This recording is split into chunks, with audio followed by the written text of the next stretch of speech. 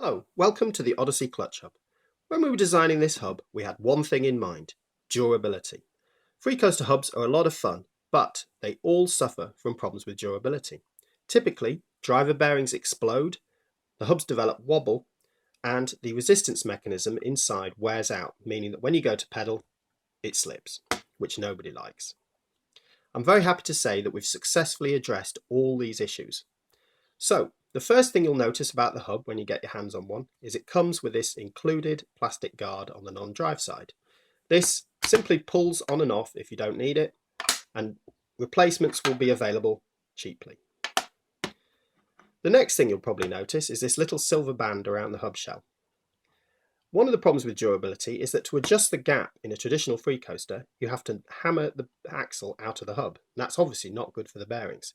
So we made the slack externally adjustable. Simply rotate the little cover out of the way to reveal this hole, and then look through the hole until you find a little grub screw. When you put an Allen key into that grub screw, you can tighten it up to reduce the gap, and you can loosen it off to increase it. So in the morning, if you're riding trails, you might want to tighten that right up so it feels more like a cassette hub. Then, if you're going to the skate park later and going to be doing more stuff backwards and don't want to risk the hub accidentally engaging going backwards, you can loosen it off to increase the slack again. It really is as quick and easy as that. When you've finished, just put the little cover back over the hole to keep any muck out. So, onto the exploding driver bearings, which is obviously the crucial part here. Now, with a traditional Freecoaster hub, the shell runs on the driver and then the driver runs on the bearings inside. That means the entire hub is running on those driver bearings.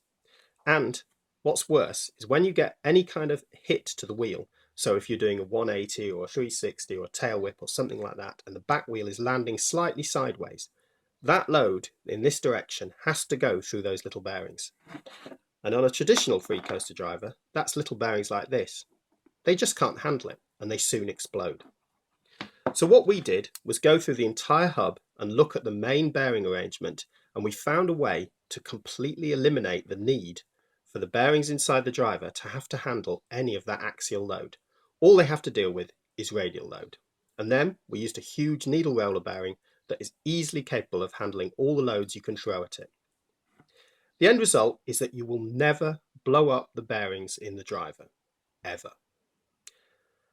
So, what about the resistance mechanism inside here? The traditional way of doing this is with little hard steel balls running on a hard steel inside of the clutch. That obviously is a recipe for high wear. So we completely redesigned it, and there'll be a separate video all about that. Suffice to say, it's much more reliable and should last indefinitely. Okay, so the other problem is axles bending. The way we dealt with this was to make it oversized. We've gone with a chromoly 17mm axle with a full 14mm chromoly bolt, female bolt, on the non-drive side. This is enormously stronger than a male 14mm axle. And not having threads on the outside of the axle, so the collars are just press fit, further increase the strength. On the drive side, we have a 14mm insert to go in the dropout, and then a 3/8 inch bolt. Again, this is much stronger than a traditional male 14mm axle. Okay, so in terms of availability, you can already buy this hub in Japan and Australia, and it should be available in the rest of the world before the end of July. I hope you've enjoyed this video, and we'll come back to see the shorter videos about the other parts of the insides. Thanks a lot. Goodbye.